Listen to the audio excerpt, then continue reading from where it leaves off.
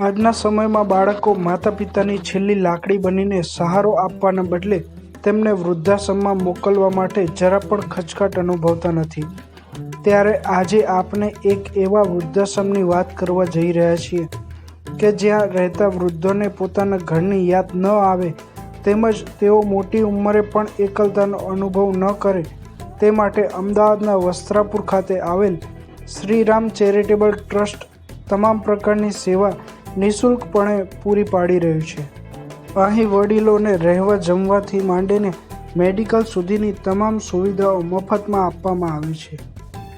હું હિતેશ પટેલ શ્રીરામ ચેરિટેબલ ટ્રસ્ટના ટ્રસ્ટી તરીકે અહીંયા 2020થી કામ સંભાળું છું। આપણું ઓલ્ડ એજ હોમ વસ્ત્રાપુરમાં આવેલું છે અને 5 વર્ષથી આપણું ઓલ્ડ એજ હોમ ચાલે છે અને આ વિચાર અમને 2020માં સેવા કરતાં કરતાં મારો બિઝનેસ સારું હતું તો કે સેવા કરીએ આપણે એ વિચારલક્ષી આપણે સેવાનું હતું એથી અમે 2020માં આ ટ્રસ્ટ ચાલુ કરેલ છે। અત્યાર સુધીમાં 100થી વધારે વૃદ્ધો અહીંયા રહી ચૂકેલા છે। અત્યારે હાલ સંસ્થામાં 13 વૃદ્ધોની સેવા આપણે કરી રહ્યા છીએ। આ સંસ્થામાં રહેવા જમવાથી લઈને બધી જ સુવિધાઓ સજ્જ છે। ઘણીવાર સુવિધાઓ નિઃશુલ્ક બી આપણે આપી રહીએ છીએ અને કેટલીક સામાજિક પ્રવૃત્તિઓ બી આપણી સંસ્થામાં થાય છે, જેવી રીતે મેડિકલ કેમ્પ હોય કે ભજન હોય કે ધાર્મિક પ્રવાસ હોય।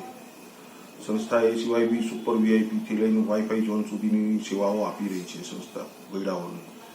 આ સંસ્થાનું મુખ્ય ઉદ્દેશ્ય એ રીતનું છે કે વડીલોની સેવા કરવાની અને વડીલોની સેવા માટે જે બી સહયોગ થતો હોય કે જે બી કરવું પડતું હોય અમે બધી જ પ્રવૃત્તિઓ આ સંસ્થા દ્વારા કરીએ છીએ।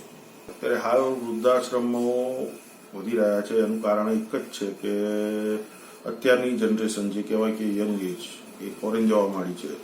બીજું આવે કે ઘરમાં કંકાસ બી થતા હોય એના હિસાબે બી ગયડાઘરો વધી રહ્યા છે। એટલે કેવું કહેવાય કે આવા એનજીઓની ખરેખર જરૂર છે બજારમાં કે ભાઈ સારા એનજીઓ છે બધા અહીંની બજારમાં। એટલે અમારો એનજીઓ એ બાબતે સેવા કરી રહી છે કે બધા એનજીઓ આ બાબતે સેવા કરે છે।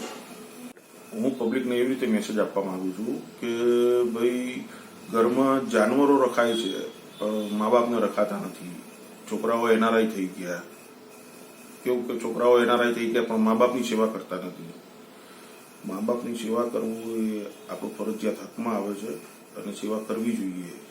કેમ કે ઘરમાં મેં જોયું છે કે જાનવરો રાખતા હોય ઘરમાં 2-2, 3-3 પર્સનલ જાનવરો હોય છે લોકોના પણ મા બાપને રાખવા નથી। આપણે ગયડાઘરો ઓછા થાય એવું કંઈક વિચારીએ તો બહુ સારું છે કે ઘરમાં આપણે વડીલોને રાખીએ, વડીલોની છેલ્લી જિંદગી સારી રીતે જાય।